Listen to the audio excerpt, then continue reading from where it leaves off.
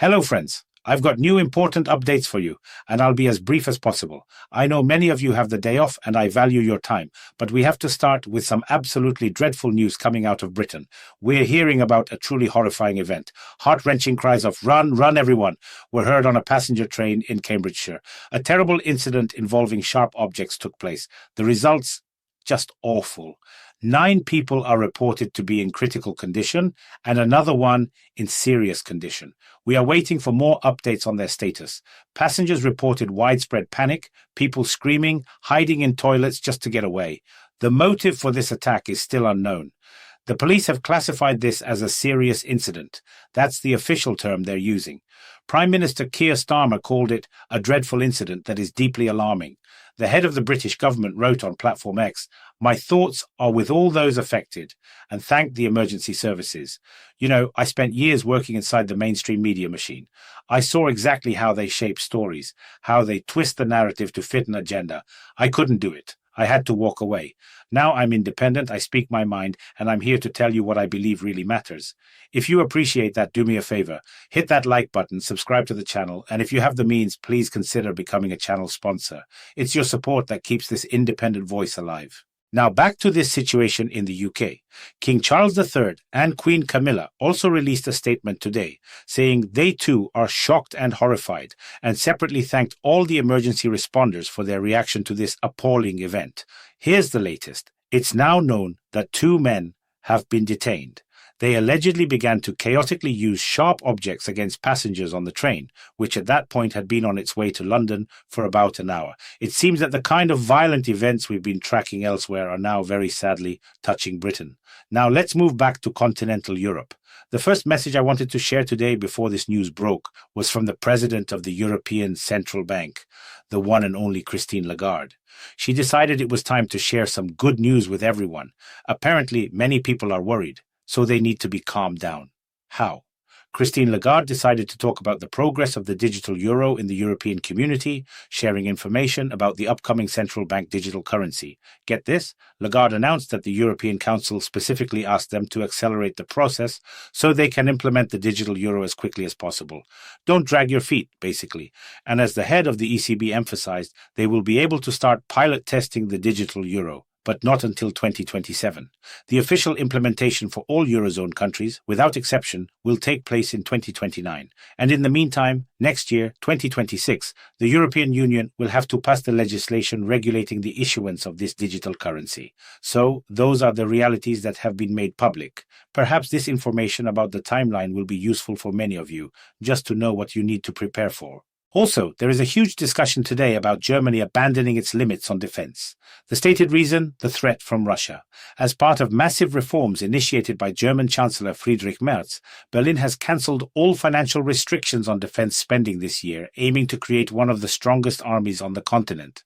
This reform, under the new government, has opened the door to massive procurements of tanks, artillery, fighter jets, and warships, valued at hundreds of billions of euros. Because, as experts in Britain are already explaining, the Bundeswehr is preparing to fight back. They are stressing that no one is going to play around. This move also signals Germany's determination to strengthen its own defense capabilities and its readiness to respond to new geopolitical challenges. So defense spending in Germany is now the priority. That's the detailed explanation given to everyone. And speaking of Germany, it's very appropriate to add this to the new reports being discussed. According to the latest survey from the German Economic Institute in Cologne, 1 in every 3 companies in Germany, that's 36%, plans to cut jobs next year, and only 18% intend to create new jobs. The situation looks particularly bleak in industry. In that sector, a full 41% of enterprises are announcing upcoming layoffs. The crisis in Germany is deepening, and they aren't hiding it. Companies are suffering from enormous, and I mean enormous, geopolitical pressure, and without real state reforms, it's becoming less and less likely that the government's multi-billion euro programs will have the necessary impact. In short, the country needs change. All the companies are demanding change, but only time will tell what happens next. We're watching. By the way, if you're getting value from this breakdown, please hit that like button. It really helps the channel beat the algorithm. Let me know what you think about this German situation in TT. Also in Germany, an interesting article appeared in the media, sort of as motivation for other people. At a time when many have long since retired and are used to their TV and sofa, a Bavarian hairdresser named Hermann goes to work in his salon every day. He will turn 94 in December, but he insists, as long as I can hold the scissors straight, I will keep cutting. Now, literally, he means cutting clients' hair, but figuratively, you could say he's still cutting dough, still making money. Master Hermann, despite his age, stands in his workshop every day in his white coat. He shared that 60 years ago, he broke his leg. After 6 weeks in the hospital, he immediately rushed back to the workshop, in a cast, because work comes first. He has already trained more than 10 apprentices and served countless clients, many of whom Hermann has served his entire life. Although some have already passed on, Hermann says, some have been coming for 30 years. That's what the master boasted about. In short, Hermann is just working at 93 years old. This topic was raised in the German media as an example, and I should note it's already being hotly debated. Turns out a person can work and remain content at any age. The living proof is master hairdresser Hermann. Now, let's jump over to France. The Paris prosecutor has loudly announced that the robbery of one of the world's most famous museums, the Louvre, was committed not by professionals from the world of organized crime, not by high-level pros, but by petty criminals. They are not locals, the prosecutor emphasized. They all more or less live in the SND, referring to a low-income area in the north of Paris. But so far the jewels have not been found, despite being taken by people not associated with the higher echelons of organized crime. In short, it's all very complicated right now, and on that topic of theft, it's worth adding this report from Italy, which is getting a lot of attention today. In the Italian town of Casteldana, unknown individuals stole nearly 200 wheels of Parmigiano Reggiano cheese from a dairy cooperative's warehouse. The total value? Over €100,000. According to the cooperative's president, the unknown individuals acted with unusual precision and preparation. They allegedly stole 2 cars, reached the facility from the rear via a steep slope, and entered the premises after the workers had gone home. Basically, they acted like professionals. Now, the producers aren't counting on the police to find the cheese. They are counting on their insurance company to help them out. And as it turns out, this isn't the first case of cheese theft. Last October, a London cheesemonger reported that an award-winning cheddar was stolen from him through deception. And even earlier in Germany, a police officer stole about 180 kilograms of cheddar from an overturned truck, which cost him his job. So for some people, the goal is royal jewels, and for others, stealing a lot of cheese is already considered a good haul. It takes all kinds. That's confirmed by a very interesting and already hotly debated photo showing a very joyful reaction. The art of international relations looks exactly like this photo.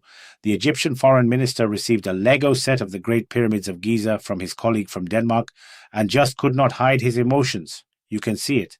This was, for the head of the Egyptian foreign ministry, the best gift. As you can see, emotions like that are impossible to fake. There's also an interesting report today from the United States. A startup called 1X from Palo Alto, in Silicon Valley, has started taking pre-orders for a home robot called Neo. The robot weighs 30 kilograms, is covered in fabric, and has 2 tiny camera eyes. Through a special app, the owner can assign the robot tasks, clean up, pick up items, or open doors. But, and here's the kicker, it's not artificial intelligence doing these tasks. It's a human, connected to the device over the network from a distance. That's right. The smart home robot for $20,000 is remotely controlled by a person. But the most unusual part, the manufacturer of the Neo robots promises this is just a temporary measure. They're doing this testing now in order to collect data from users' homes. In this way, the robot will study and feel out the situation so that in the future, the system can learn and work independently. True, they didn't say when, approximately, that will be. But they want to get familiar with your home's layout right now. That's just how things are these days. And those are the informational moments for today for right now, which of course speak volumes. So let's recap what we've covered. We started with that absolutely dreadful news from the UK, that violent incident on a passenger train in Cambridgeshire. We then looked at Christine Lagarde at the ECB, who is accelerating the timeline for the digital euro, aiming for a 2029 rollout. We saw Germany removing all limits on its defense spending to build one of Europe's strongest armies, even as its own economy is flashing warning signs, with a third of companies planning job cuts. We looked at the robberies in France and Italy, the Louvre jewels taken by petty criminals, and the professional heist of €100,000 worth of Parmesan cheese. And we finished with that new $20,000 robot from Silicon Valley that's, well, actually just remotely controlled by a human. There is so much happening. Please, share your opinion in the comments. What do you think about all of this? I'm going to keep tracking these developments, and I'll be back tomorrow with more. Until then, stay safe. And if you believe in this mission, please hit that like button, subscribe, and if you can, consider supporting the channel as a sponsor. Your support is what makes this independent work possible. Thank you for watching.